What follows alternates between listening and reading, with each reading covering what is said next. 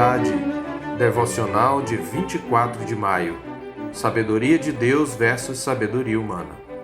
Entretanto, expomos sabedoria entre os experimentados, não porém a sabedoria deste século, nem a dos poderosos desta época, que se reduzem a nada. Mas falamos a sabedoria de Deus em mistério, outrora oculta, a qual Deus pré-ordenou desde a eternidade para a nossa glória.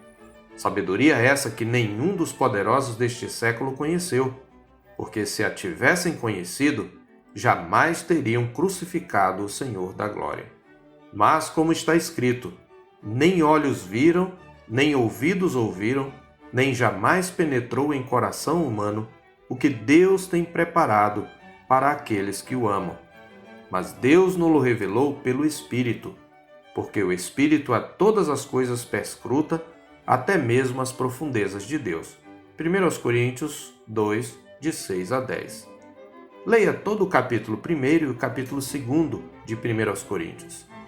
Depois de Paulo ter mostrado o fracasso da sabedoria humana através da mensagem da cruz, que é o Evangelho, da vocação dos crentes e da sua própria ação missionária, passa a falar agora da natureza e da superioridade da sabedoria divina, especialmente no capítulo 2, de 6 a 16. Ao que parece, havia um grupo em Corinto que se auto-intitulava Grupo dos Espirituais, vangloriando-se de uma sabedoria superior e de um conhecimento profundo, divinamente inspirado, possivelmente chamado de gnosis. Por isso julgavam-se perfeitos e achavam que podiam julgar a tudo e a todos com seu saber iluminado. Mas sua sabedoria não passava de uma imitação das filosofias da moda, travestidas de evangelho. Para ser mais contundente, Paulo luta contra os chamados perfeitos de Corinto nos próprios termos deles. Por isso usa termos esotéricos que caracterizavam a sabedoria mística, influência das religiões mistéricas alardeada pelos coríntios, mas com outras conotações. Perfeitos, oculta, em mistério, revelou, sabedoria, conhecer, espiritual, etc. Por esta razão, o apóstolo fala como um mestre de saber superior, um revelador inspirado dos segredos ocultos na profundidade do ser divino, como diz certo comentarista. Assim, usando de uma retórica imbatível e de uma crítica implacável, ele mostra que, na verdade, o Evangelho é a verdadeira sabedoria oculta aos sábios deste século e só revelada aos perfeitos, que nada mais são no texto do que os que creem no Evangelho. E passa a falar das várias características dessa sabedoria. Em primeiro lugar, ele mostra que a sabedoria de Deus não é a mesma dos sábios deste século, nos versos 6 e 8, já lidos. O grande problema com a sabedoria deste mundo é a sua autossuficiência e sua ilusória autonomia, que a levam à rejeição do Criador como premissa fundamental em seu projeto de pesquisa.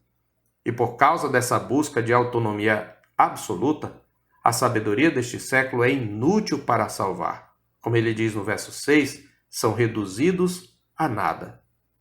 Em segundo lugar, além disso, a sabedoria de Deus está oculta aos sábios e poderosos deste século. Ele diz isto nos versos 7 e 9.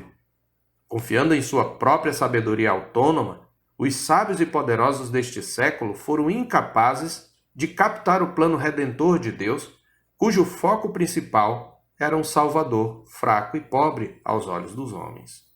Dessa forma, eles acabaram rejeitando o Filho de Deus, pregando-o na cruz, e ao crucificarem-no, nada mais estavam fazendo do que cumprindo o plano da sabedoria de Deus. Em terceiro lugar, nosso texto mostra que essa sabedoria divina, que é o Evangelho, é revelada pelo Espírito de Deus, dos versos 7 a 16. Primeiramente, ela faz parte dos decretos eternos de Deus para a nossa salvação. Deus a preordenou desde a eternidade para a nossa glória. O Espírito de Deus é o único que pode perscrutar esses decretos de Deus. Por isso, aquilo que nem olhos viram, nem ouvidos ouviram, nem jamais penetrou em coração humano, ou seja, o que Deus tem preparado para os que o amam, isto nos foi revelado pelo Espírito Santo de Deus, é o que diz o verso 10. Dessa forma, o conhecimento da sabedoria divina não é produto da conquista humana, mas um fruto da graça, um dom recebido. Em quarto e último lugar, a sabedoria de Deus aqui é mostrada como só podendo ser compreendida pelos que receberam esse Espírito de Deus, os versos 2 a 16. Ele dá aos salvos a compreensão do dom gratuito de Deus, por meio de Cristo. Esse Espírito dá aos salvos a capacidade de discernir as verdades espirituais, é o que nos dizem os versos 13 a 15. Em suma, ele dá aos salvos a mente de Cristo, como diz o verso 16.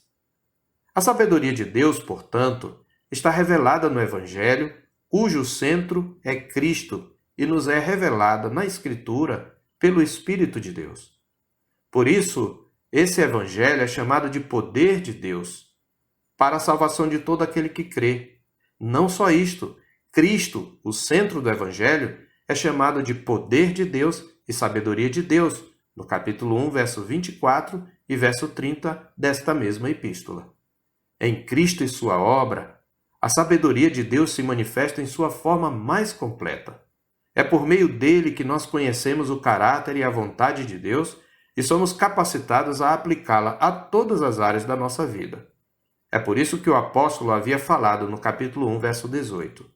Certamente a palavra da cruz é loucura para os que se perdem, mas para nós que somos salvos, poder de Deus.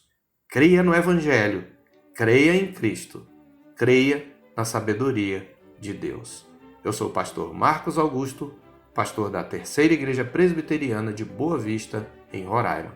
Tenha um bom dia, na paz do Senhor Jesus.